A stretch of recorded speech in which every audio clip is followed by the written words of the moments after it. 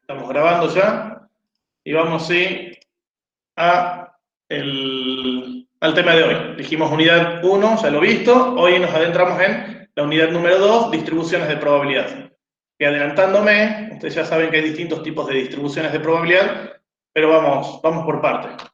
Empecemos por, y antes de definir la distribución de probabilidad, recordar algunos conceptos que han visto oportunamente, pero que necesitamos tenerlos presentes, que son el concepto de qué era una variable aleatoria. ¿Recuerdan qué era una variable aleatoria? Serían lo primero que estudiaron cuando vimos estadística, que era una variable.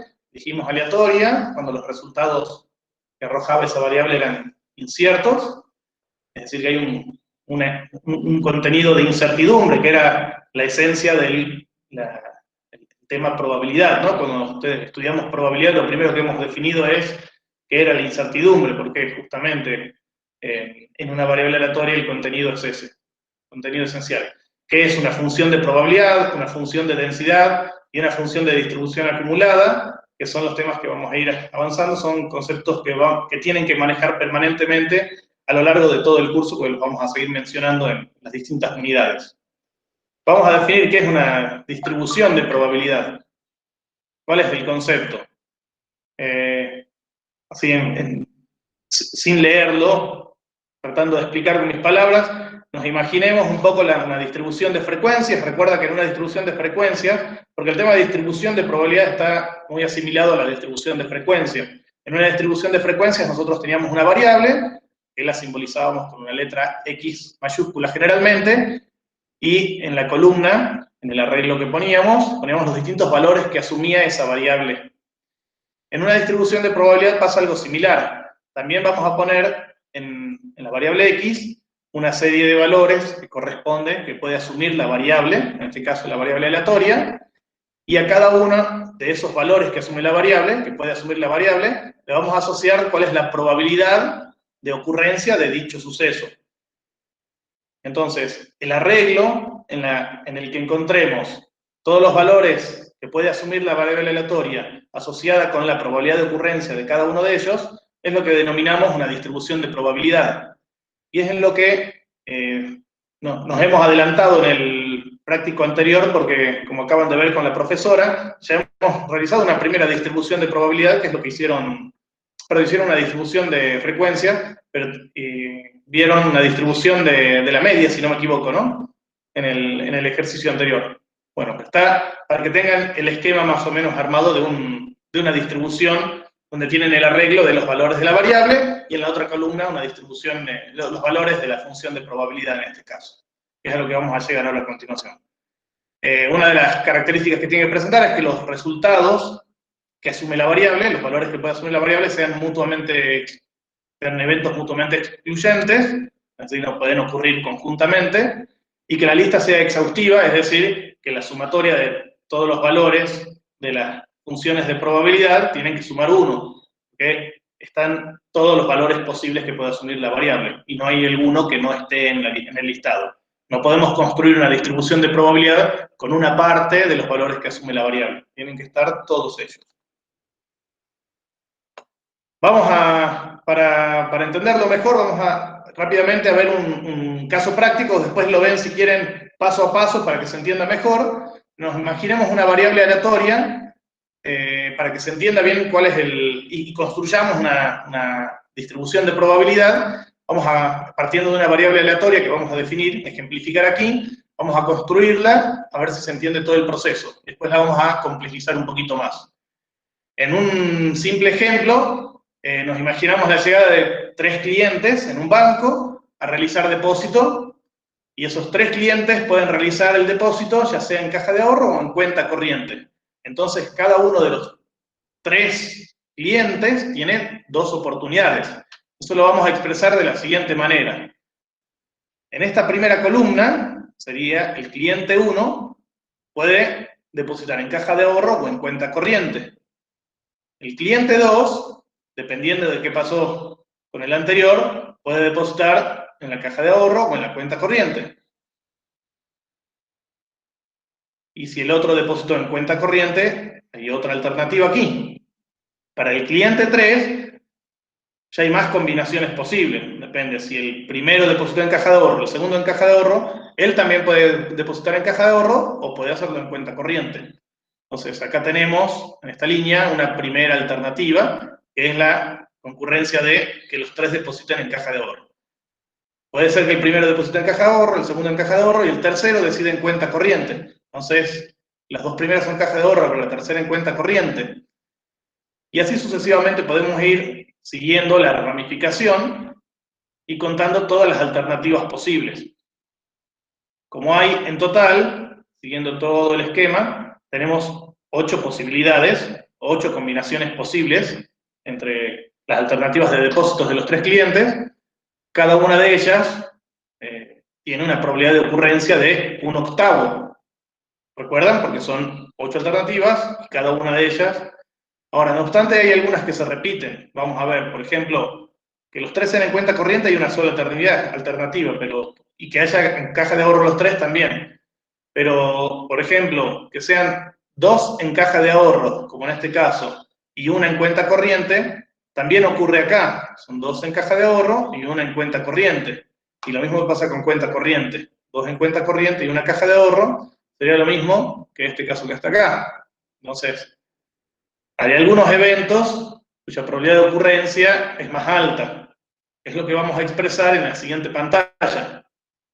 Si vemos la probabilidad de ocurrencia de que, si definimos la variable aleatoria como la cantidad de depósitos que se realizan en caja de ahorro, o sea, si ahora definimos a partir del esquema anterior cuántos depósitos en caja de ahorro se realizan, entonces fíjese que en el primero, ¿cuántos depósitos se realizan? 3. 1, 2, 3.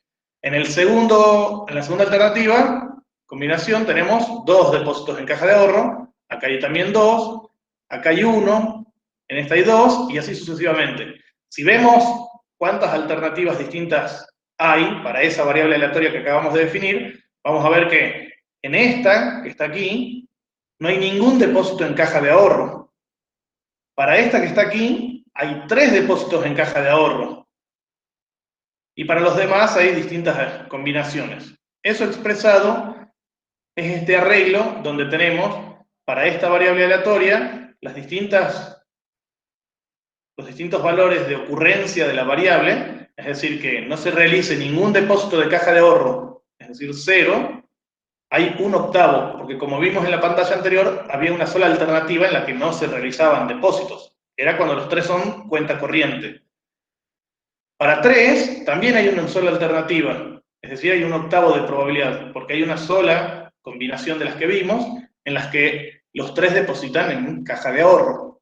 En cambio, que haya un depósito en caja de ahorro, hay 3 de las alternativas que vimos, y 3 por 1/8, 3 alternativas por 1/8 que te representaba cada uno, era 3/8. Lo mismo pasa para 2 depósitos en caja de ahorro.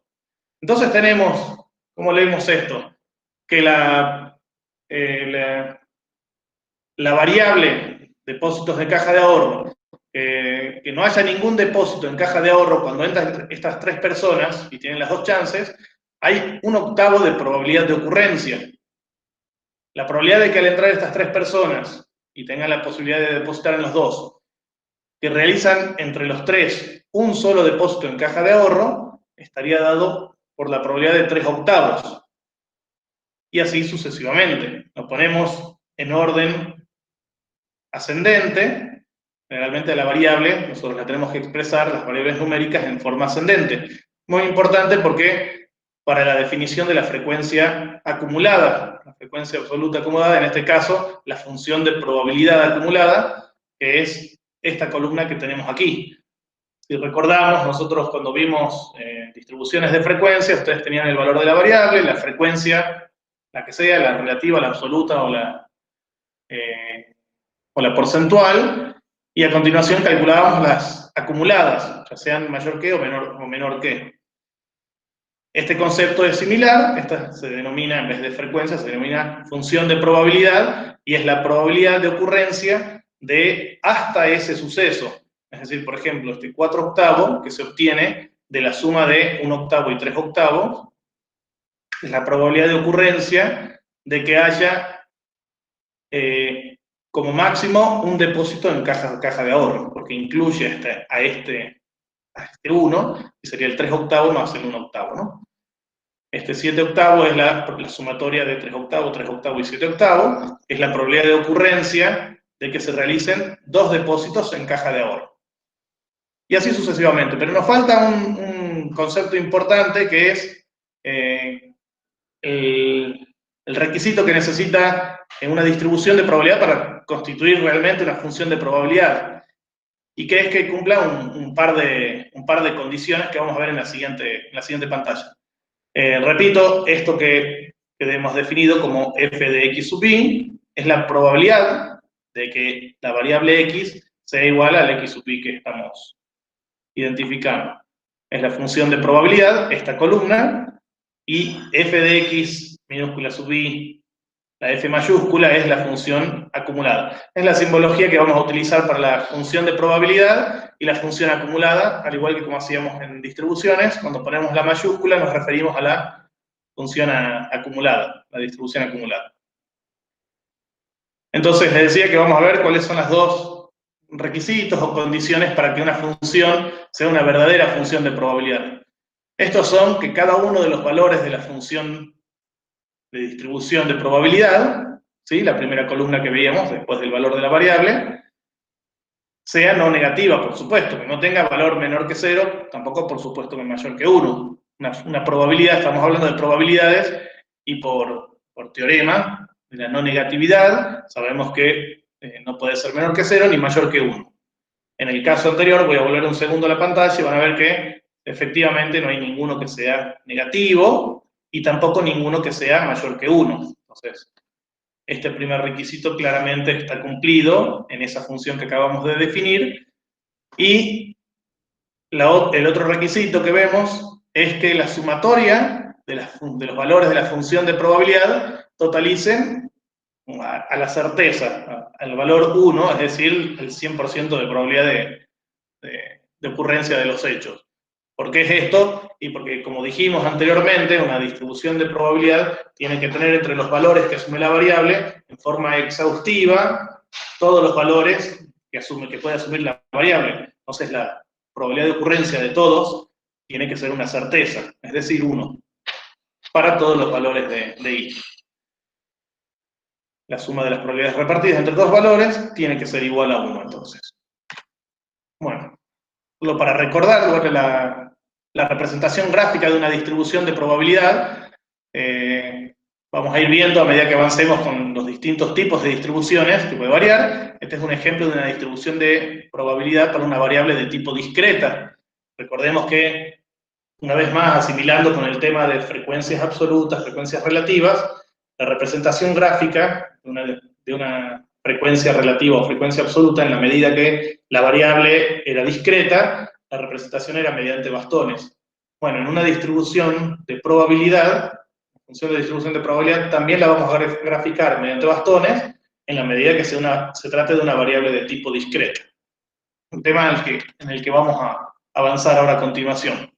Pero compliquemos un poquito el tema. Ahora nos imaginemos muy rápidamente cuáles son el mismo caso que antes, pero complicado un poco. Van a entrar las mismas 3 personas al banco, pero en vez de tener 2 alternativas de depósito, van a tener cada uno de ellos 3 alternativas. Es decir, va a entrar el primero y va a poder depositar en caja de ahorro, en cuenta corriente o en plazo fijo. Entra el segundo y tiene también las 3 alternativas, y así hasta el tercero. Entonces, armando la ramificación correspondiente, van a ver que se empieza a complicar un poquito el diagrama de probabilidades. Entonces, el primero, que está representado por toda esta columna, tiene las 3 alternativas. Pero el segundo tiene estas 3 alternativas en función de cada una de la anterior. Y a su vez, cada una de las combinaciones entre el primero y segundo, el tercero tiene sus 3 combinaciones probables. Entonces, haciendo el mismo esquema, con las distintas alternativas, y analizamos todos, si diagramamos todos, vamos a ver que hay 27 combinaciones posibles entre depósito de los 3 tipos de depósitos de los 3 clientes, ¿sí? Que nos da una probabilidad para cada uno de ellos de 1 sobre 27.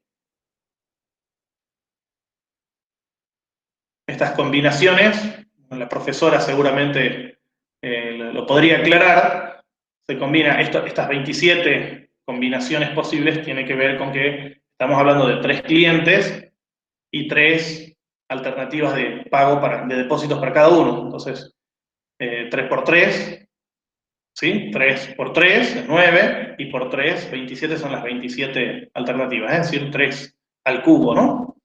Pero avancemos, entonces tenemos 1 sobre 27 y nos faltaría analizar cuál de todas las alternativas posibles se repiten. Acá van a ver caja de ahorro, caja de ahorro, caja de ahorro, hay una acá, pero puede ser que haya alguna más. No, caja de ahorro, no.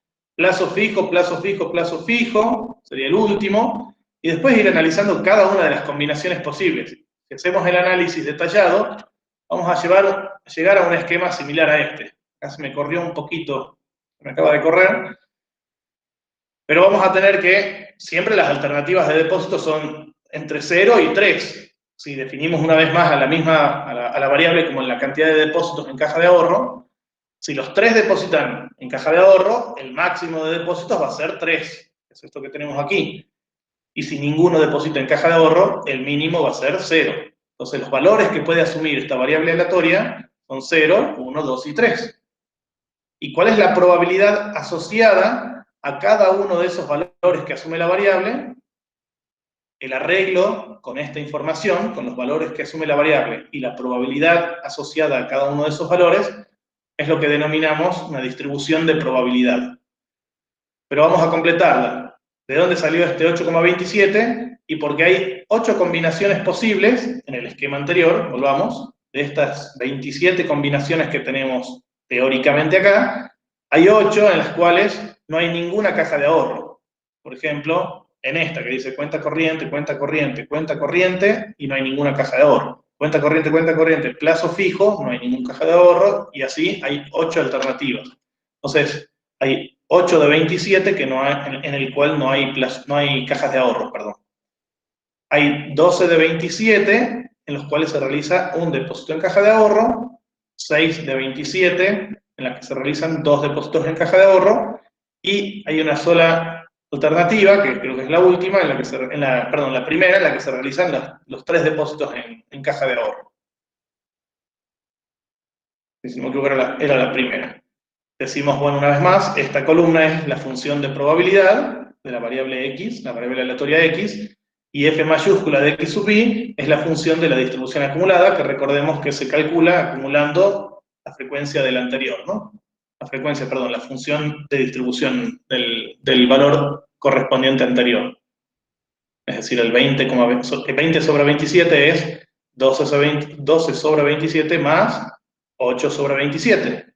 Y que se interpreta como, vamos a interpretar, por ejemplo, 12 sobre 27 es la probabilidad, 12 sobre 27 es la probabilidad de que al entrar estas 3 personas, teniendo 3 oportunidades, 3 opciones de depósito, realicen entre los 3 un depósito en caja de ahorro. Esa es la probabilidad.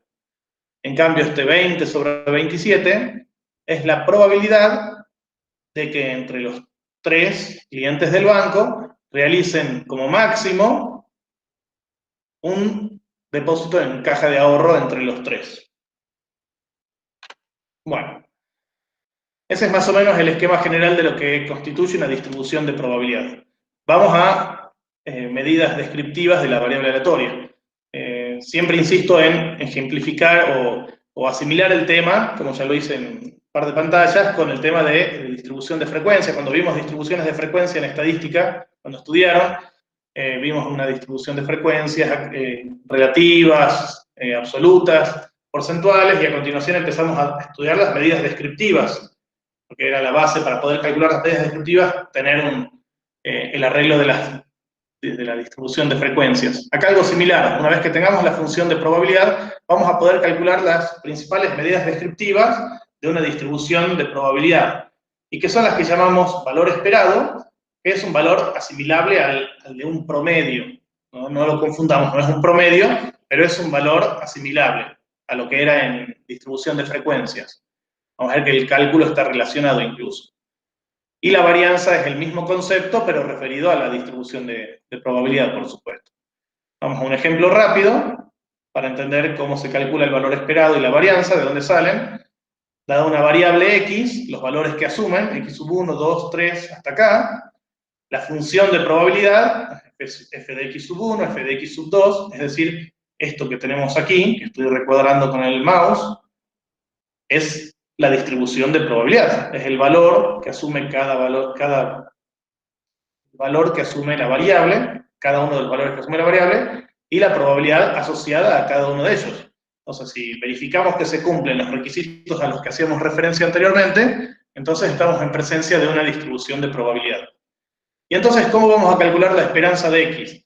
La esperanza de x, como estos valores son probabilidades, están relativizados, basta con multiplicar cada uno de los valores de la variable por su función de probabilidad. Es decir, x sub 1 por su función, es decir, esto por esto, más el segundo valor de la variable por su función de probabilidad, y así sucesivamente hasta acá, para obtener en forma genérica la fórmula, la sumatoria de los distintos valores de la variable multiplicados por su función de probabilidad, nos da lo que llamamos valor esperada o esperanza matemática, que lo simbolizamos con la letra E, esperanza, o con la letra mu, como ven, esperanza de x, o mu, son los valores que vamos a hacer, los símbolos que vamos a utilizar y aceptar para hacer referencia a la esperanza o valor esperado. La varianza de x, en cambio, se calcula como... hay distintas fórmulas, hay una fórmula práctica, una forma teórica, más allá de que les dé el pantallazo acá de los distintos cálculos, después trabajen en la clase práctica como a ustedes les parezca o como la profe les vaya recomendando, sigan su esquema. Una forma de calcular la esperanza matemática es calcular la esperanza con esta fórmula, pero de las diferencias de cada uno de los valores por su esperanza elevados al cuadrado. De manera que nos va a quedar esta fórmula, es decir, la sumatoria de cada uno de los valores menos su esperanza, esto elevado al cuadrado y multiplicada por su función de probabilidad respectiva. Esa es una forma. Para eso tendríamos que armar una tabla, y en la tabla, a la derecha, para hacerlo manualmente, digo, armar una tabla y ir haciendo paso a paso. La otra fórmula es calcular, es la misma fórmula, expresada de otra forma, tiene que ser el mismo cálculo, es calcular la esperanza de los x, pero elevados al cuadrado. Es decir, si nosotros a toda esta variable la transformamos al cuadrado, vamos a tener una nueva variable elevada al cuadrado. Si nosotros calculamos la esperanza matemática de esa variable elevada al cuadrado, vamos a tener este primer término. Y le tenemos que restar la esperanza de x elevada al cuadrado. Es decir, si calculamos la esperanza matemática de esta distribución para esta variable, le restamos a la esperanza de la variable nueva elevado al cuadrado y vamos a tener la varianza de la distribución de probabilidad. Bueno, en un pequeño ejemplo, muy rápidamente, tomé el mismo ejemplo que veníamos viendo hace un rato para que nos ubiquemos bien. Era el número de depósitos de caja de ahorro, donde teníamos como valores que asumía la variable, eran 0, 1, 2 y 3. Por supuesto, la esperanza matemática tiene que ser uno de estos tres valores. Estamos hablando de la esperanza matemática de esta variable aleatoria. Es decir, ¿qué se espera que ocurra con esta variable? No nos puede dar un valor menor que 0 ni mayor que 3. Tiene que estar dentro del esquema. Y además, viéndolo rápidamente y viendo que el grueso de la probabilidad está entre los valores centrales, cerca del 1, el 2, más cercano al 1, es de esperar que la esperanza matemática, como ustedes la calculen, se den cuenta que les tiene que arrojar un valor cercano. Más allá de todos los cálculos numéricos, ustedes traten es la recomendación que siempre les decimos de la cátedra, más allá del cálculo matemático, a veces estamos muy seguros de haber hecho todo perfecto y nos cerramos, pero pegando una mirada a la distribución de frecuencias nos damos cuenta que hay algo que está mal, porque es incoherente el resultado, ¿no? Entonces, la recomendación es, más allá del cálculo fiel que tienen que hacer, vean que sea coherente el resultado. En esta distribución de probabilidad tenemos los valores de la variable aleatoria, la función de probabilidad, que mencionábamos hace rato, y para calcular la esperanza matemática, como dijimos, teníamos que calcular cada valor de la variable, en este caso es 0, 1, 2, 3, por su función de probabilidad, de acuerdo a la fórmula que vimos anteriormente. Entonces vamos a hacer 0 por 8,8 sobre 27 es 0. 1 por 12 sobre 27 es 12 sobre 27. 2 por 6 sobre 27 es 12 sobre 27. Y así sucesivamente vamos a tener estos resultados que tenemos acá. La sumatoria de todo esto es la esperanza matemática de x, que si sumamos 12 más 12 es 24, más 3 da 27. 27 sobre 27 es 1. La esperanza matemática que casualmente da exactamente 1 y además es coherente el resultado por lo que decíamos recién. Fíjense que el grueso de la probabilidad está aquí, una curva, a medida que avancemos con el tema, ustedes ya tienen la idea de una curva de probabilidad, el pantallazo de cómo es una curva y de dónde están acumulados los datos, así que se imaginan que el agrupamiento de datos lo van a tener por estos valores. Así que es coherente y está correcto entonces. La esperanza matemática es 1.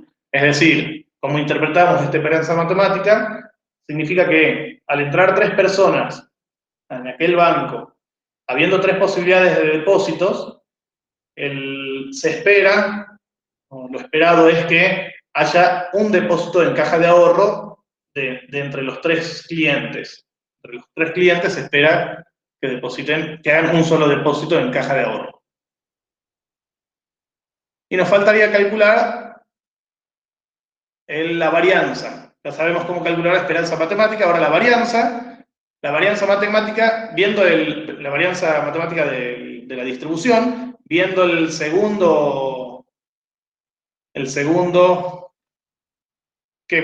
segunda fórmula, esta que está aquí, es decir, la esperanza de x, que ya la tenemos, que dijimos que era 1, esta esperanza de x, perdón, esta que tenemos aquí, esperanza de x es 1, y 1 elevado al cuadrado va a ser 1. Nos faltaría calcular esto para poder calcular la varianza. Es decir, la esperanza de x al cuadrado va a estar dada por cada uno de los x elevados al cuadrado y multiplicados por su frecuencia absoluta. Es decir, 0 al cuadrado es 0, por lo que sea nos va a dar 0. Pero en este caso es 1 elevado al cuadrado, sigue siendo 1, por 12 sobre 27 sigue siendo 12 sobre 27. En este tercer caso va a ser, el tercer valor que asume la variable es 2 elevado al cuadrado es 4, 4 por, perdón, por esta frecuencia. 4 por la función de distribución, me estaba confundiendo con la acumulada. Por la función de probabilidades, 4 por 6 sobre 27 es 24 sobre 27. Y en este último, 3 por 3, 9. Por 1 sobre 27 es 9 sobre 27. Lo podríamos simplificar si quisiéramos, ¿no? Bueno, entonces tendríamos esta sumatoria que nos da 45 sobre 27, lo que nos arroja como esperanza de la variable elevada al cuadrado un 1,67. Pero eso es la esperanza matemática de x elevado al cuadrado. Nosotros a ese 1,67 le teníamos que restar la esperanza de x elevada al cuadrado. La esperanza de x da 1, elevada al cuadrado sigue siendo 1, sería 1,67 menos 1. Varianza de x nos queda como 0,67. Prueben tranquilos después si quieren hacer el cálculo con la otra fórmula, van a ver que llegamos igualmente al 0,67, ¿no? Y esa es la varianza. ¿Y qué hemos hecho acá al costado? Fíjense si recuerdan este símbolo, que son los símbolos que vamos a utilizar permanentemente. Varianza de x, este es el desvío estándar de la variable aleatoria x, que se calculaba, ¿recuerdan? Como la raíz cuadrada de la varianza, que nos da 0,82, y que a los fines de interpretarla, a este desvío estándar, solo a los fines de interpretar, vamos a aproximarlo al valor 1. ¿Para qué? Porque la interpretación, siendo, recuerdan, un tema básico que vimos en su momento, es que para interpretar variables de tipo discretas, como esta, que es una variable discreta, tenemos que redondear los valores, pero no podemos hablar de un depósito, 3, o en este caso 0,82 depósitos. No, redondeamos en 1 y la interpretación la hacemos referida a 1 directamente. Se espera entonces que en promedio de cada 3 clientes que entren en un banco, uno solo deposita en caja de ahorro, habiendo las 3 alternativas, ¿no? Y con una desviación estándar de un depósito. Bueno, avancemos. Hasta aquí hemos visto tanto gráficamente como en este pequeño ejemplo y en el armado de la estructura que vimos para que se entienda lo que era una distribución, hemos visto variables de tipos discretas para entender lo que era la distribución de probabilidad. Pero vamos ahora a entrar en la clasificación de las distintas distribuciones. Si la variable es continua, el esquema de la esperanza matemática va a ser otro. Va a estar dado por un área, entonces vamos a tener que calcularlo mediante una integral definida mediante este esquema. Y la varianza matemática va a estar dada así por la misma ecuación. Al igual, la varianza es al igual que la variable discreta, pero la esperanza se calcula mediante esta integral definida entre los valores. Les decía recién que hemos definido a las distribuciones de probabilidad claramente, con un ejemplo, cuáles son sus medidas descriptivas más importantes, y ahora vamos a entrar a la clasificación. Las distribuciones de probabilidad las vamos a dividir en dos grandes grupos, que son las distribuciones de probabilidad para variables de tipo discretas y las distribuciones de probabilidad para variables de tipo continuas. En forma genérica siempre hacemos referencia a las distribuciones discretas o las distribuciones de probabilidad discretas, como está escrito acá en la pantalla, o las distribuciones de probabilidad continuas. En realidad lo que es discreto o continua es la variable aleatoria a la que se refiere la distribución. Pero en forma resumida decimos distribuciones de probabilidad discreta. Lo correcto sería distribuciones de probabilidad para variables de tipo, o variable aleatoria de tipo discreta. Dentro de este tipo de probabilidad hay muchos modelos de distribuciones de probabilidad discreta. Nosotros vamos a estudiar estas 4, por ahí mencionemos alguna más, pero hay muchas otras y tantas como se puedan construir y diseñar. El tema es la utilidad y la asimilación con casos reales y la practicidad que tiene cada uno. La binomial, multinomial, hipergeométrica y de Poisson, que ya ustedes han visto, desde un punto de vista, las han visto y han ejercitado, son las aplicables, digamos, a las ramas de las ciencias económicas, que son las que nos interesan, económicas y sociales, como es la carrera que cursamos. Entonces nos vamos a adentrar entonces en cada una de estas rápidamente, haciendo un esquema de cada una de ellas, que es binomial, cuáles son las principales características, multinomial, las características, un esquema, que es lo que les vamos a pedir en el momento de evaluar, además, para tener un esquema general de lo que es una distribución discreta de probabilidad.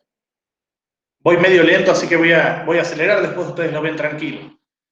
Vamos a la distribución binomial. Total, son todos conceptos que ustedes ya han estado estudiando. La binomial se caracteriza porque se realizan n pruebas independientes. Esa es una característica importante. El tamaño de la muestra está definida con n minúscula y cada uno de los experimentos son independientes unos de otros. Solo hay dos resultados posibles, denominados éxitos y fracasos. Decimos que la variable es dicotómica porque tiene los dos resultados posibles. De forma genérica vamos a hacer referencias a éxitos y fracasos. Y a su vez vamos a definir como probabilidad de éxito a la P minúscula, que es la letra que utilizamos como simbología para calcular probabilidad en general.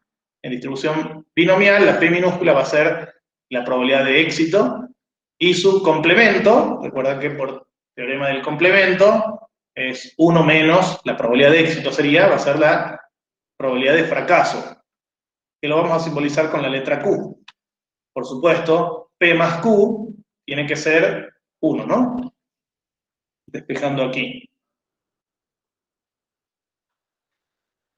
Tanto P como Q son constantes, y esto tiene que ver con que las pruebas son independientes. Las pruebas que hemos mencionado acá arriba son independientes, entonces la probabilidad se mantiene constante. Y para que eso ocurra a su vez, si realizamos un experimento con reposición, con posibilidad de reposición, tiene que haber reposición. Porque si no realizamos reposición, el hecho de no reponer, por ejemplo, en el clásico juego de los naipes, si no reponemos una carta en un experimento, al segundo experimento el tamaño de la muestra cambia, ¿no? El tamaño de la cantidad de cartas que tenemos. Entonces afectaría al segundo evento, experimento y dejaría de ser independiente. O sea, otra característica de la binomial es justamente que haya reposición para experimentos de tipo con posibilidad de reponer o no.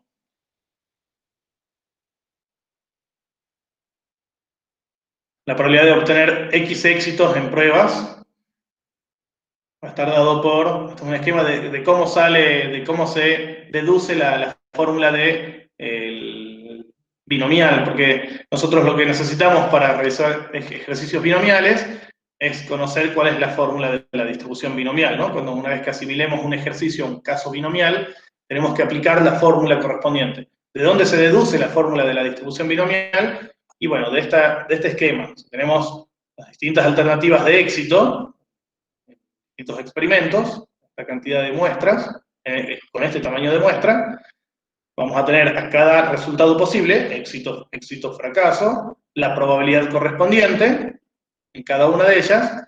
Entonces vamos a tener a P repetida X veces, donde X es la cantidad de éxitos que tenemos, como dijimos acá arriba, entonces P se va a repetir X veces, y N menos X es la cantidad de fracasos que hay, ¿verdad?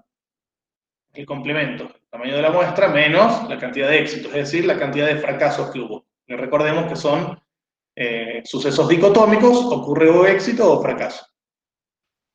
Entonces, como son sucesos independientes, dijimos, probabilidad de éxito y probabilidad de fracaso, estas potencias, las X veces de P y la N menos X veces de Q, se multiplican, expresado de otra manera, al Q si lo expresamos en términos de 1 menos P.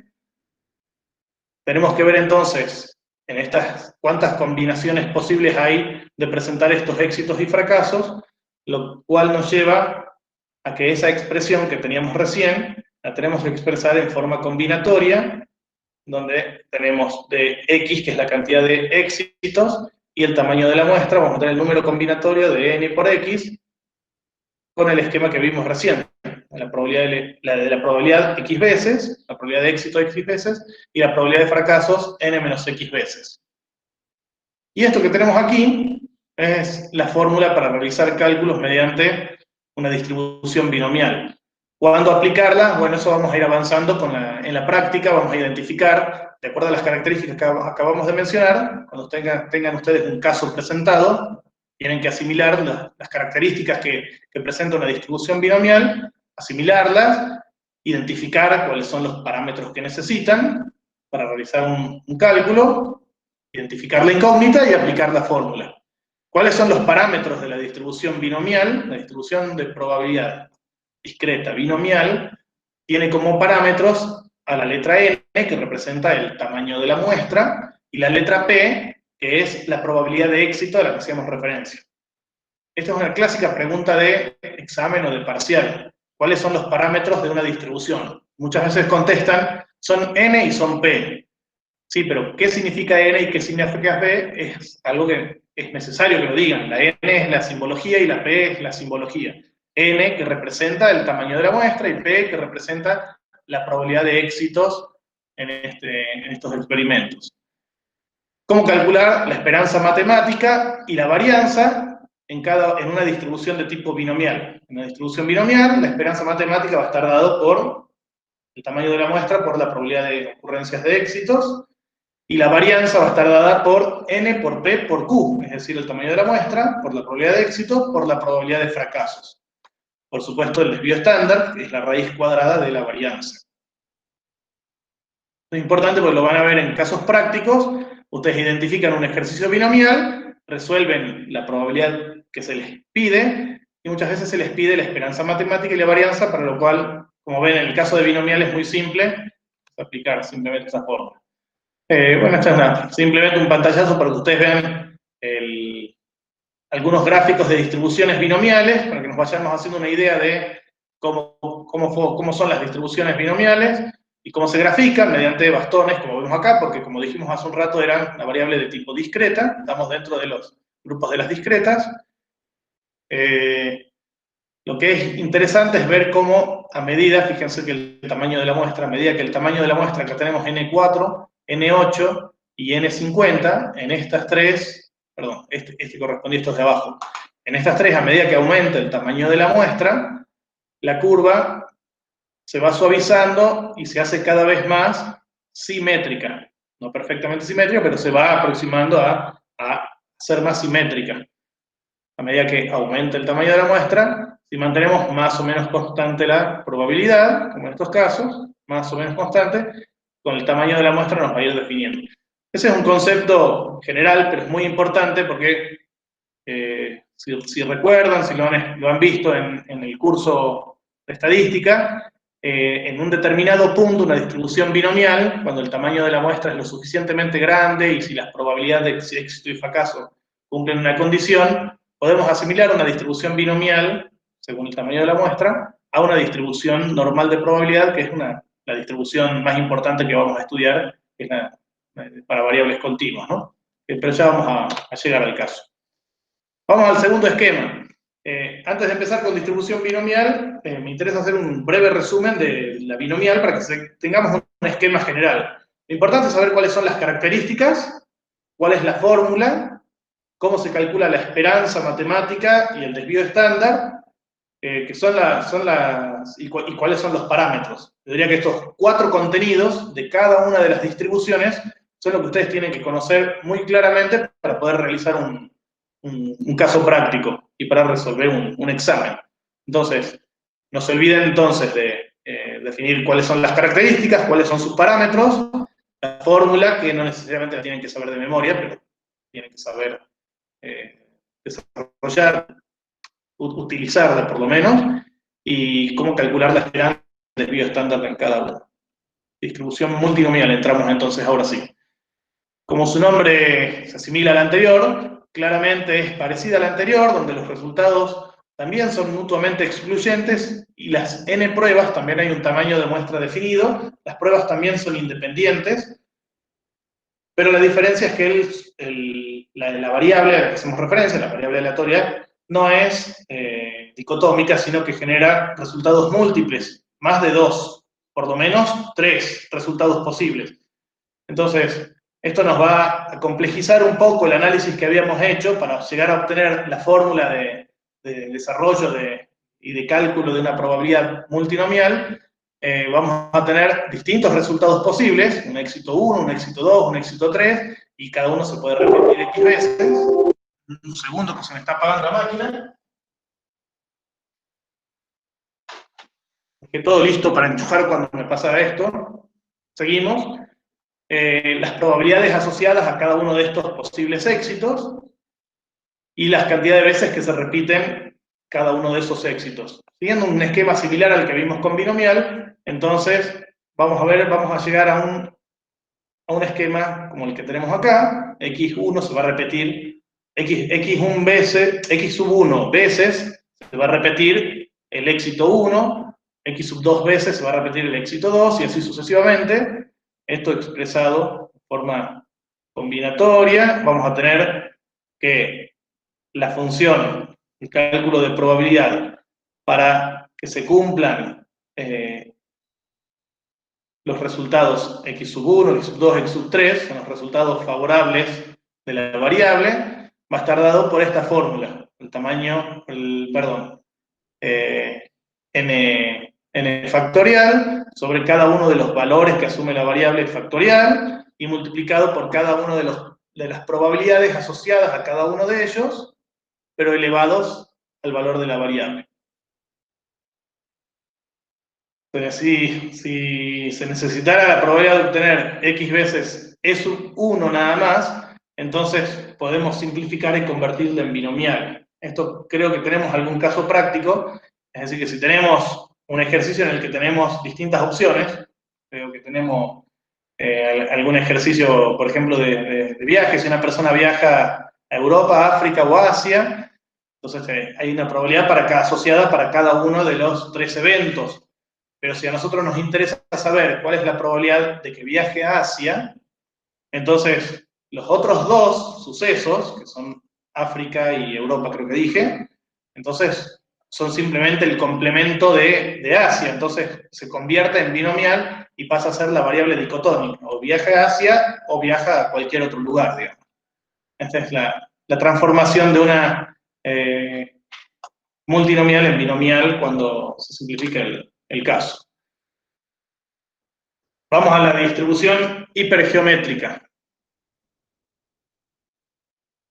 Al igual que en la binomial, vamos a tener definido el tamaño de la muestra, pero acá es muy importante en la hipergeométrica porque tenemos definida cuál es la población, y la población es finita, y la identificamos con la letra N mayúscula. Pero dentro de la N mayúscula, de la cantidad de elementos que tenemos en esta población, vamos a clasificar a los elementos de la población en dos grupos, los que son de clase A y los que no son de clase A. Es una característica importante que ya vamos a ver que tiene que ver con el esquema que vamos a ver a continuación.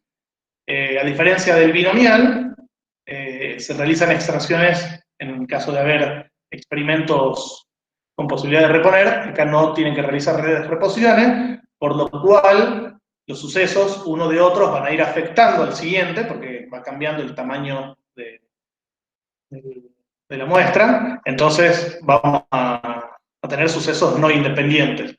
Y a su vez, el cálculo de probabilidad en cada caso no va a ser constante, ¿no? La probabilidad de éxito no va a ser constante. Entonces, volviendo a la primera característica que dijimos, la población la tenemos de tamaño N, mayúscula, y tenemos elementos de clase A y elementos que no son de clase A. Y vamos a definir acá como la cantidad de elementos que hay en la población, es decir, en N hay K elementos que son de clase A. Y el resto, es decir, N menos K, no son de clase A. Realizamos una selección de una muestra aleatoria, sin reposición, y dentro de esa muestra de tamaño N minúscula, teóricamente tenemos X elementos de clase A, y el resto, es decir, N menos X, son de clase no A. Para que tengamos el esquema de cómo es. No vamos a desarrollar cómo llegar al número, esta la fórmula es más compleja para el desarrollo y no nos interesa que ustedes desarrollen y expliquen de dónde sale la fórmula. La fórmula que van a utilizar para desarrollar ejercicios hipergeométricos es esta. La función de probabilidad va a estar dada por estos números combinatorios, donde K, ya dijimos, K son la cantidad de elementos de clase A que hay en la población. N menos K es la cantidad de elementos de clase no A que hay en la población. X es la cantidad de elementos de clase A que hay en la muestra. Y N menos X es la cantidad de elementos de clase no A que hay en la muestra. N mayúscula población, N minúscula muestra. ¿Y cómo calculamos la esperanza matemática y la varianza en una distribución hipergeométrica? Como para cerrar el esquema que mencionábamos hace un rato. La esperanza matemática es N multiplicado por la probabilidad de K sobre N. Si nos fijamos y analizamos y asimilamos con binomial, van a ver que el cálculo es parecido. Es como si hiciéramos N por P, que era en binomial. Pero acá en vez de P, no tenemos P.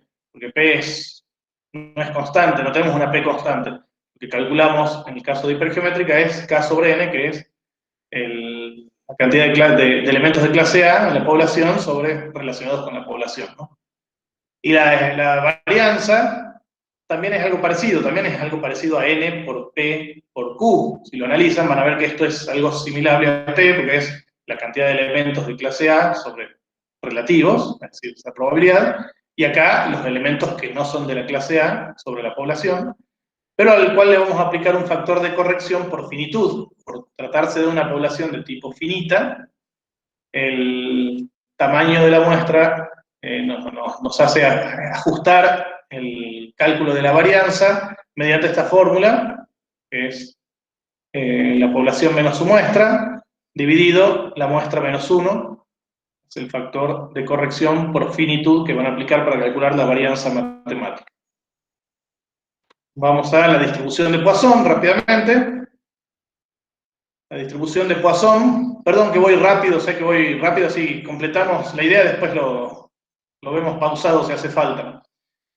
La distribución de Poisson se usa para obtener probabilidades del número de ocurrencias de sucesos raros, Bueno, justamente la frase de sucesos raros es a lo que hacemos referencia siempre en distribución Poisson, porque son probabilidades pequeñas generalmente, tales como errores, accidentes que ocurren una vez cada tanto y pocas veces en relación a la cantidad de... Y muy despreciable es la probabilidad de que ocurran 2 veces un determinado incidente. Entonces, por eso mencionamos que es muy baja la probabilidad. Estoy admitiendo más alumnos, perdonen. Mira, para un segundo, no sé si hicieron algún comentario en el chat. Si hacen algún comentario, por favor, háganlo verbalmente porque no estoy leyendo. Lo mismo que dijo la profe hace rato. Seguimos. Siguen viendo, ¿no? Sigo presentando. Estoy presentando, sí. Bueno.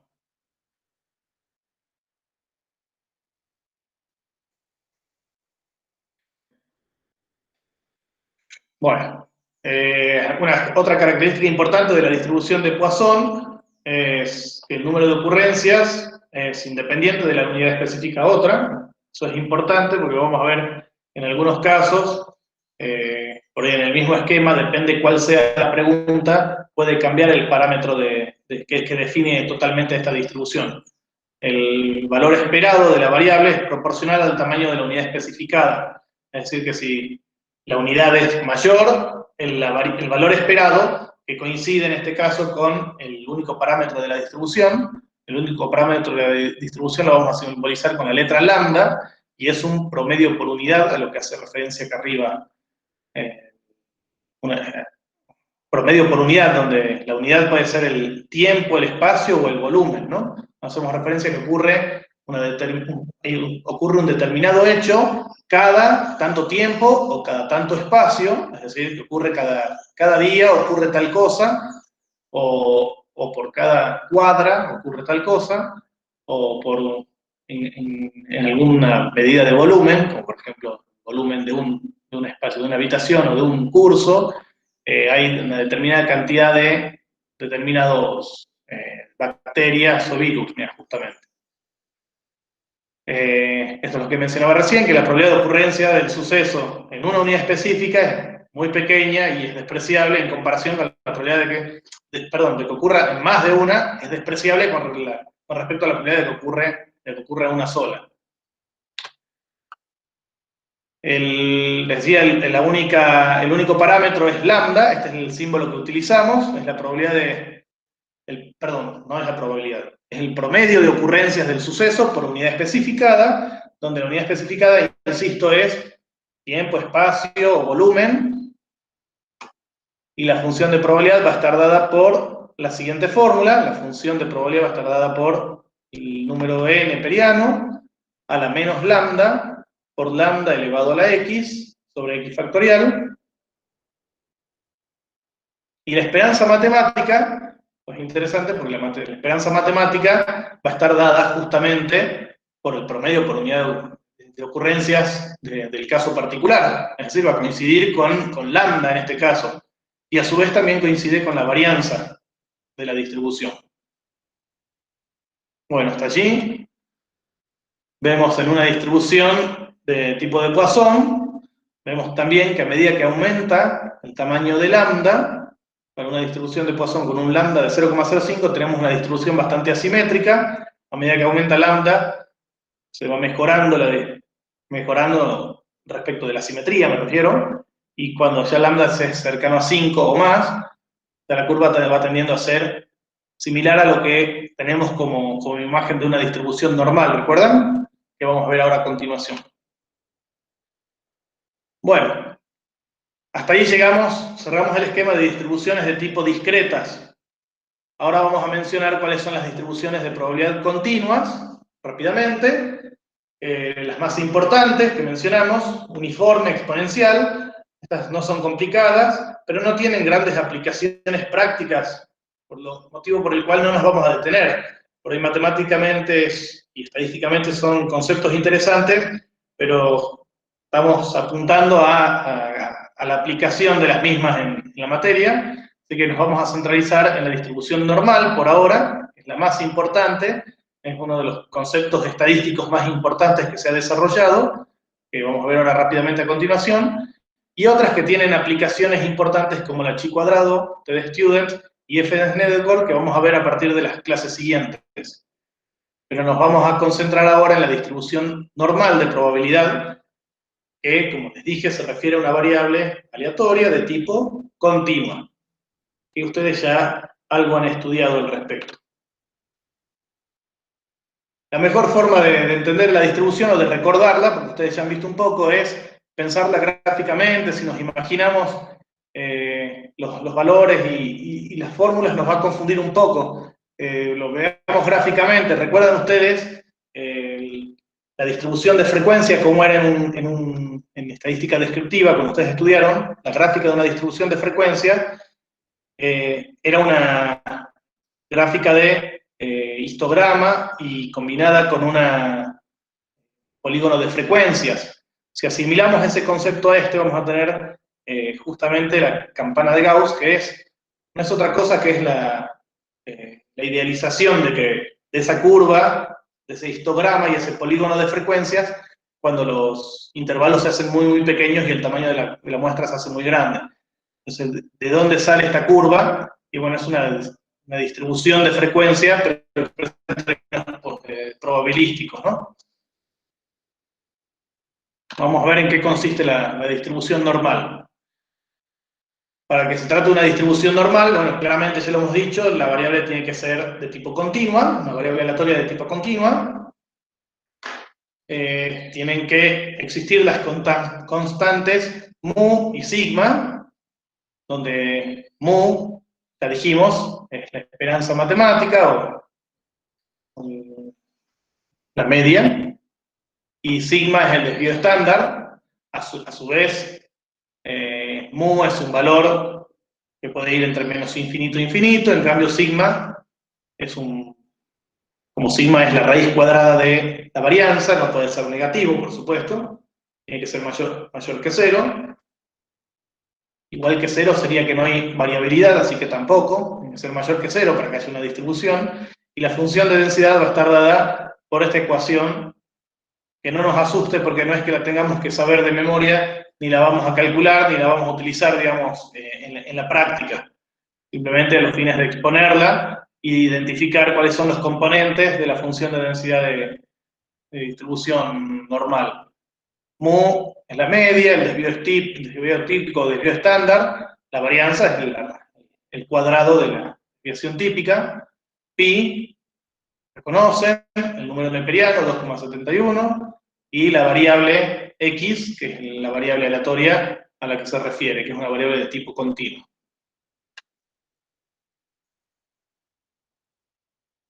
Vuelvo a lo que dije en la primera pantalla de la distribución normal. Nos imaginemos entonces el histograma de frecuencias de una distribución de probabilidad, una distribución de frecuencias en una variable de tipo continua. Entonces representábamos con histogramas y el polígono de frecuencias.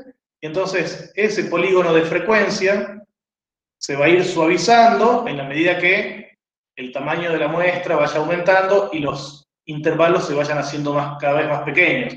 Tenemos, por ejemplo, una curva con tensión, con una variable que es la tensión o presión, podría ser la presión arterial, por ejemplo, de 1000 pacientes, es decir, una muestra de 1000, tenemos una curva de este tipo. Pero si a medida que aumentamos el tamaño de la muestra, si achicamos los intervalos, la curva se va a ir suavizando y se va a ir constituyendo algo más similar y más aproximado a una distribución normal, que es a lo que queremos llegar. Pero vamos a las características, las cuales la mayoría se explican viendo la gráfica. Van a ver que, y lo mismo cuando rindan un examen o un parcial, siempre las propiedades o las características cuando se le pide una distribución normal, la mayoría se explican gráficamente en una pizarra, con una hoja. Es la recomendación porque se entiende, ustedes lo van a entender mejor y lo van a saber explicar de mejor manera.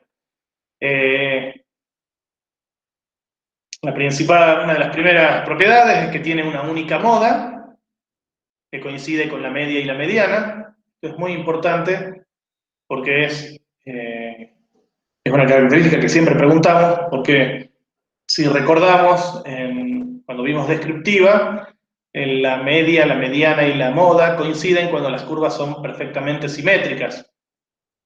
Y esto coincide por esta última característica. Decimos que es perfectamente simétrica con respecto a los valores centrales, con respecto a la media, pero también a la mediana y también a la moda, porque coinciden los tres valores en ese punto. De hecho, coinciden en el punto más alto de la curva de la distribución normal, sobre el eje de las X, pero en dirección al punto más alto. Como decimos que la curva es perfectamente simétrica, entonces la probabilidad de que la variable sea mayor que mu y menor que mu, ambos casos va a ser 50%, va a ser 0,5 la probabilidad de que sea mayor y 0,5 la probabilidad de que sea menor. Curva, volvamos a la curva anterior, la curva bajo el área bajo la curva representa toda la probabilidad. Si esta es mu, esta es la media, que coincide con la mediana y la moda, todo el área de este punto hacia la derecha representa un 0,5, que es la probabilidad de que la variable x sea mayor que mu. Y la probabilidad de que la variable sea menor que mu también es 0,5. Este sector, esta área, es igual a esta área, ¿no? Por lo que dice esta característica, esta propiedad. La curva normal es asintótica al eje, es decir, que al eje abscisa, por lo cual el valor de la variable va a ir entre menos infinito e infinito. La curva normal nunca llega a tocar, se hace prácticamente paralela a la distribución, al eje de las abscisas, pero no llega a tocarla, y infinitamente a derecha e izquierda, si lo graficamos, lo vemos gráficamente. El total del área bajo la curva representa la probabilidad, y la probabilidad total sabemos es 1, entonces todo el área es 1, lo cual va a derivar en esto que acabamos de decir. Mayor que la media va a ser 0,5, menor que la media también otro 0,5, ¿no? Las probabilidades de que la variable sea mayor que la media y menor que la media. Decimos que la curva es asintótica a izquierda y a derecha, infinita de derecha a izquierda, pero hay un concepto muy importante que es la regla empírica, que hace que nos reduzca la representación gráfica a un área bastante pequeña en relación a lo infinito a lo que hacemos referencia, derecha e izquierda, que vamos a ver a continuación.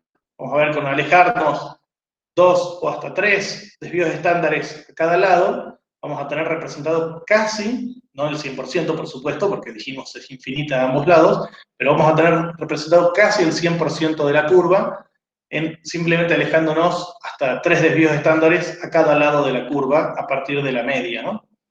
Lo vamos a ver como regla empírica a continuación. La distancia entre la línea trazada en la media y el punto de inflexión de la curva es igual a una desviación típica, es decir, donde la curva cambia la concavidad, cambia la inflexión, el punto de inflexión, marcado en el eje de las abscisas, determina lo que es la desviación típica, una desviación típica, tanto hacia la derecha como hacia la izquierda. Cuanto mayor sea la desviación típica, por supuesto más aplanada va a ser la curva, y por lo tanto ese punto de inflexión va a estar más alejado de la media, entonces el desvío estándar va a ser más grande. El área bajo la curva comprendido entre los valores situados aproximadamente a 2 desviaciones estándares de la media es igual al 95% del área. Es decir, que tenemos una probabilidad del 0,95. Y esto es parte de la regla empírica. Si nos alejamos 2 desvíos estándares a la izquierda y 2 desviaciones estándares a la derecha, a partir de la media, y configuramos el área en ese sector, vamos a tener comprendido el 95% del área de una distribución normal, lo cual le da una importancia muy grande a la teoría de la distribución normal. Y si nos alejamos 3 desvíos estándares, más importante todavía, que vamos a ver a continuación. Para ser concreto, exacto, hay un intervalo existe un 95% y un 95% de probabilidad de observar un valor comprendido entre estos valores.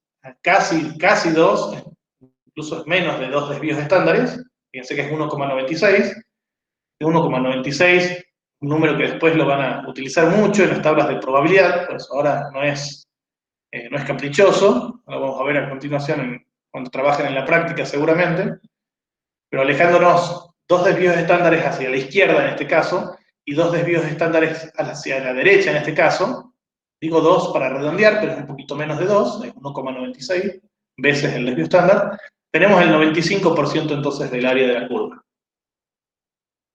La forma de la campana de Gauss depende de los parámetros, mu y sigma, de manera que si cambia mu, por supuesto, mu es valor que va entre menos infinito e infinito, puede ser positivo o negativo.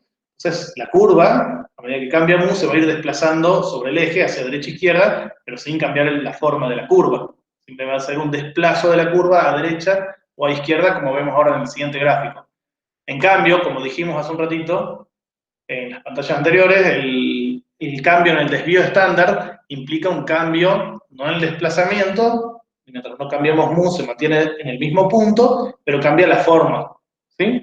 De manera que cuanto más grande sea el desvío estándar, implica que hay mayor variabilidad y entonces la curva será cada vez más aplanada. Y el punto de inflexión, dijimos, estará más alejado, ¿no?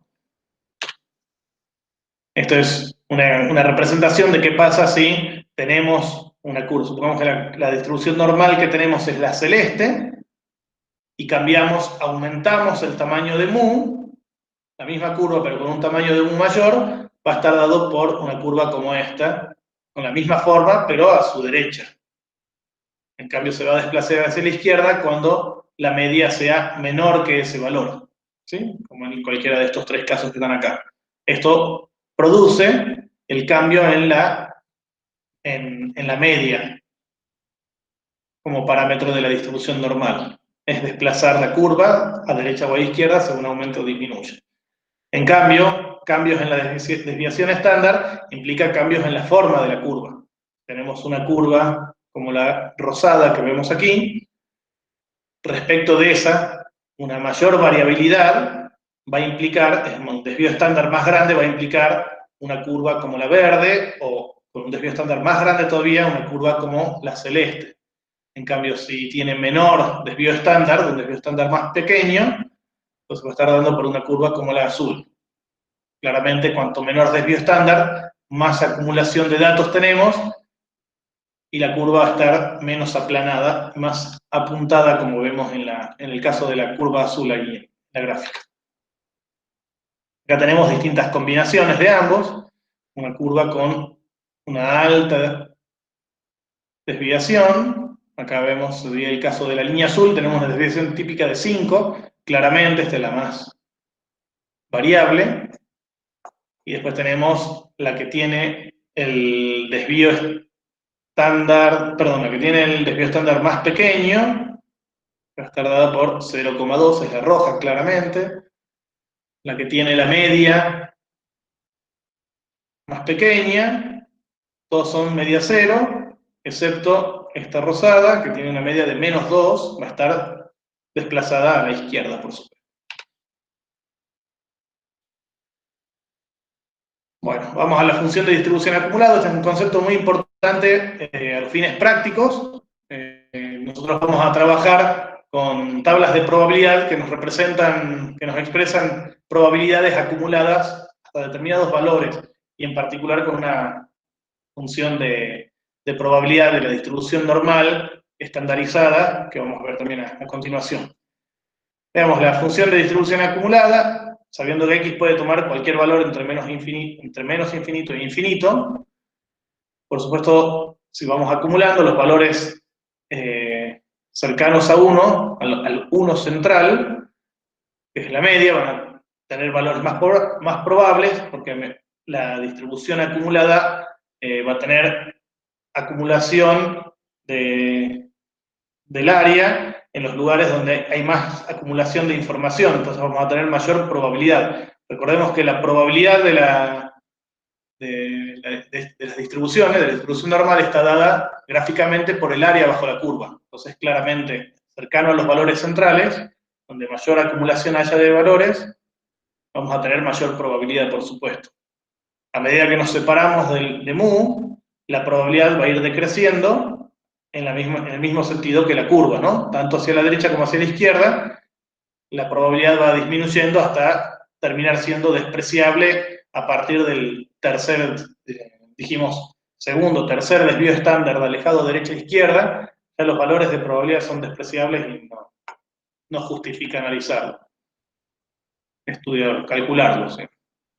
Conforme nos separamos del valor mu, la probabilidad va decreciendo de forma más o menos rápida dependiendo del parámetro sigma. Lo que dijimos anteriormente también depende del tamaño sigma. Cuanto más alto sea la dispersión, va a haber más probabilidad alejada. Pero si hay muy pequeña dispersión, si el desvío estándar es muy pequeño, como los datos están muy acumulados al medio, aunque nos alejemos un poco, ya los valores van a dejar de ser despreciables. Los valores de probabilidad se vuelven despreciables inmediatamente que nos alejamos de los valores centrales. Al igual que vimos la función de la distribución de probabilidad, vemos la función de distribución acumulada, que vemos aquí. No se preocupen que no vamos a calcular nada con la función, simplemente para mostrarla, y gráficamente lo mismo. Y creo que me estoy pasando de la hora. Si tienen clases ahora inmediatamente, avísenme, alguno hágame la pausa, si no avanzo unos minutitos más para terminar la idea, aunque sea con la distribución normal. Si entran a clases ajenas, avísenme por favor. La distribución normal estandarizada reducida o típica, que es la que vamos a estudiar en la tabla de distribución, es dentro de todas las familias infinitas que hay de distribuciones normales. Hay una en particular que es aquella que tiene el desvío estándar igual a 1, por lo tanto la varianza también 1, y la media igual a 0. Entonces, eso nos va a permitir convertir a la variable x, la relación que hay entre la variable x y la z, nos va a permitir, vamos a definir a la variable z como la diferencia que hay entre el valor de la x, su promedio y su desvío estándar. Entonces, la esperanza de la variable estandarizada z, esta es la variable z estandarizada, la variable normal estandarizada, va a tener media 0 y varianza igual a 1. Eso lo vamos a definir de esta manera. Por supuesto, el desvío estándar también va a ser 1.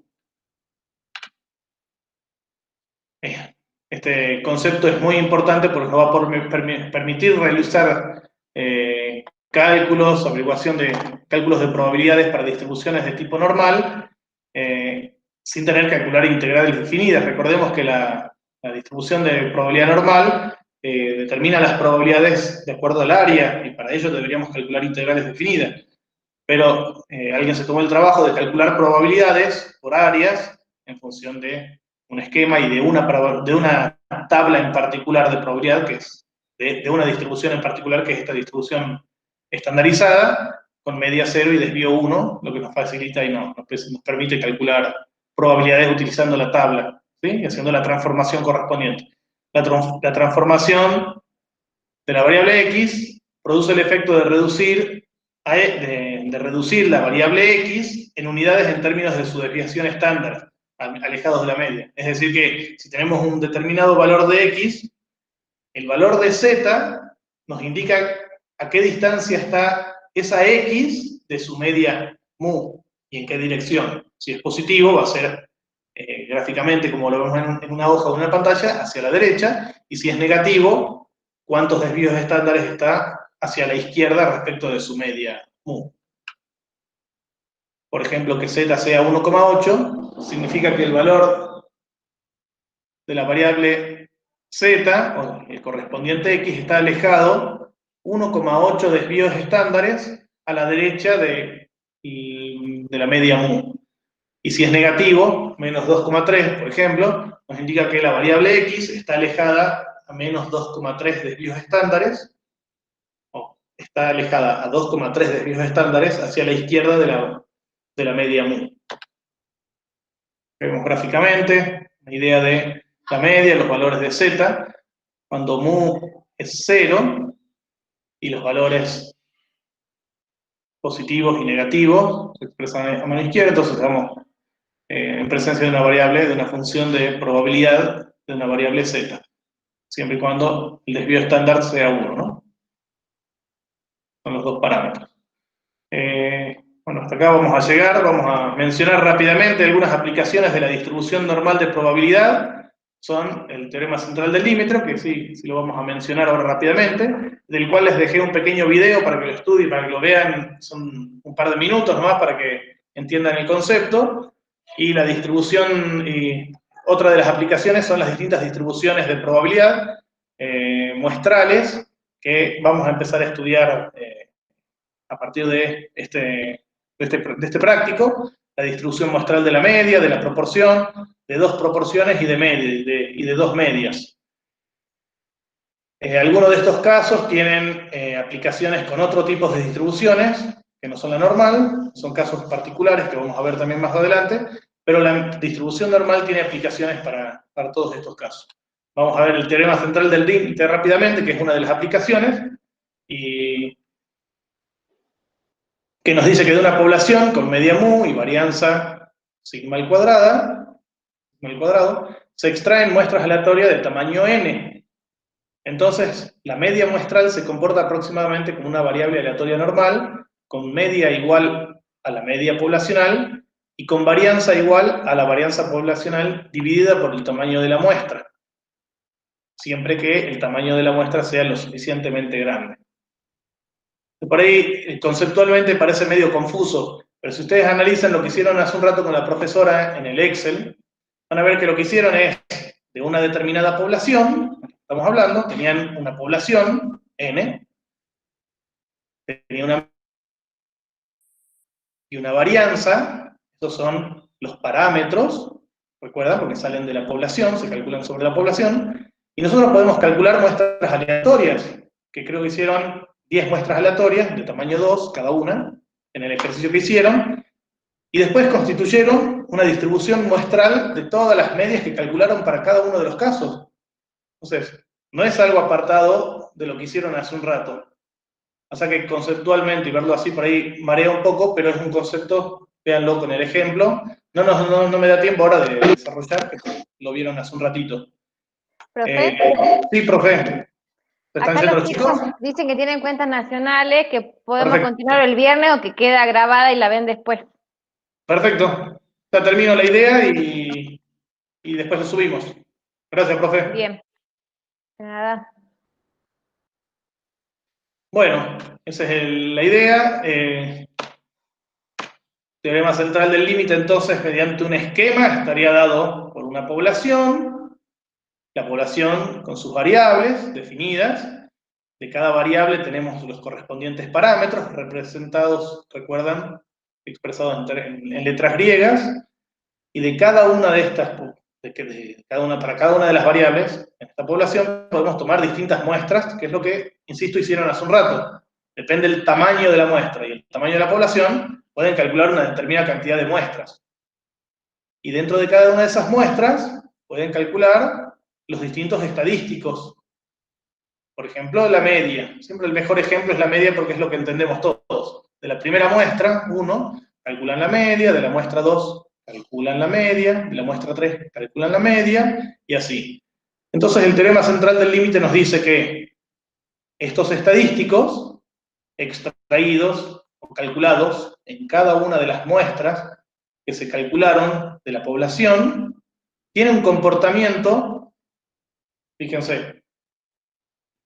Entonces, la media muestral se comporta aproximadamente como una variable aleatoria normal, esas distintas X rayitas, se comporta aproximadamente igual como una variable aleatoria normal, con media igual a la media poblacional y con varianza igual a la varianza poblacional, pero dividida por el tamaño de la muestra. ¿Sí? Vamos a tener expresado esto que tenemos acá. Esto es a modo de ejemplo. El teorema central del límite es un concepto general. Acá está ejemplificado con la media, porque es, como insisto siempre, es el ejemplo más claro de estadístico, pero nosotros en una muestra podemos calcular la media, podemos calcular la varianza, una proporción o cualquier otro estadístico que queramos calcular. Y cualquiera de esos estadísticos va a tener un determinado comportamiento y la correspondiente distribución. En este caso, en el ejemplo, estamos hablando de la X rayita. Y justamente, entre las aplicaciones que vimos, dijimos que las distribuciones muestrales son una de las aplicaciones, el teorema central del límite en forma genérica, y las distribuciones muestrales son la otra gran aplicación de la distribución normal. ¿A qué le llamamos distribuciones muestrales? Volviendo al esquema anterior, entonces, una distribución muestral es la distribución de todos los valores posibles que puede asumir una estadística, por ejemplo la X rayita, o la P sub 1, P sub 2, P sub 3, calculados a partir de muestras del mismo tamaño, seleccionados aleatoriamente de una misma población, como veíamos en el esquema de recién. Todo eso se denomina distribución muestral de una estadística. Nosotros distribución muestral vamos a estudiar a continuación, distribución muestral de la media, distribución muestral de una proporción, veamos acá, vamos a estudiar la distribución muestral de estas medias, distribución muestral de proporciones y distribuciones muestrales de la diferencia de dos medias, dadas dos variables, las distribuciones calculadas entre dos medias, y la de distribución muestral de la diferencia de dos proporciones. Eso es lo que vamos a llegar a definir en la web. ¿Cómo se elabora una distribución muestral? Vuelvo al mismo esquema, que tiene que ver con el concepto este de teorema central del límite, que es genérico. Las distribuciones muestrales pueden construirse empíricamente, en la práctica, a partir de poblaciones finitas y discretas, por supuesto. Para ello se procede como sigue. De una población finita de tamaño n se extraen muestras aleatorias, todas las muestras posibles de tamaño n. ¿Cómo sabemos cuántas muestras podemos calcular? Eso es lo que ya están trabajando en la práctica. Ustedes ya han visto que con un número combinatorio, o haciendo las distintas combinaciones que ustedes calculen, pueden ver cuántas muestras pueden calcular de un determinado tamaño, y sabiendo que la población tiene un determinado tamaño. Se calcula la estadística de I3 para cada una de las muestras, como hicieron hace un rato, en la práctica. Se ordenan en una columna los distintos valores observados de la estadística, las frecuencias de ocurrencias correspondientes, que en el caso que hicieron hace un ratito era 1, tenía una frecuencia de 1 cada uno, porque no había repeticiones de valores, y entonces queda constituido la distribución muestral de la estadística. A partir de allí, hasta aquí vamos a llegar, voy a cerrar porque se está haciendo muy largo. Simplemente voy a mencionar, dijimos, las distribuciones muestrales que vamos a trabajar son la distribución muestral de la media, que tiene este esquema que vemos aquí. La característica, como dijimos hace un rato, es que el desvío estándar de la media muestral es el desvío estándar de la variable sobre la raíz de n. Luego vamos a ver qué pasa con algunos casos en particular, vamos a ver más adelante. Si la población no es normal, se aplica el teorema central del límite. La otra aplicación es la distribución muestral de la proporción. Para eso se utiliza este esquema. En este caso, acá tenemos la distribución muestral para la diferencia de dos proporciones, con el cual tenemos dos poblaciones, calculamos en cada una de las proporciones y las muestras dentro de cada población y las diferencias entre proporciones para cada muestra. Entonces, armamos también cómo se distribuye normalmente la diferencia de las proporciones. Acá la simbología que vamos a utilizar para diferencia de proporciones, no se coordinen con la profesora, yo por ahí lo expreso con la D, o a veces con esta D, que es la diferencia de proporciones, o bien con el delta, si no, ¿no? Creo que utilizamos el delta con la profesora, en general. La esperanza de la diferencia de las proporciones, la esperanza de la diferencia de proporciones, va a estar dada por la diferencia de los parámetros. Y finalmente, la distribución muestral de la diferencia de dos medias, también dadas dos poblaciones. Para cada una de las poblaciones calculamos las distintas muestras y vamos a analizar la distribución muestral de las diferencias de esas medias calculadas sobre cada una de las muestras de las poblaciones. Bueno, y hasta aquí, por ahora vamos a llegar hasta aquí. No vamos a avanzar más porque ya es demasiado, me parece, para después subir. Voy a dejar de presentar por un lado y dejar de grabar.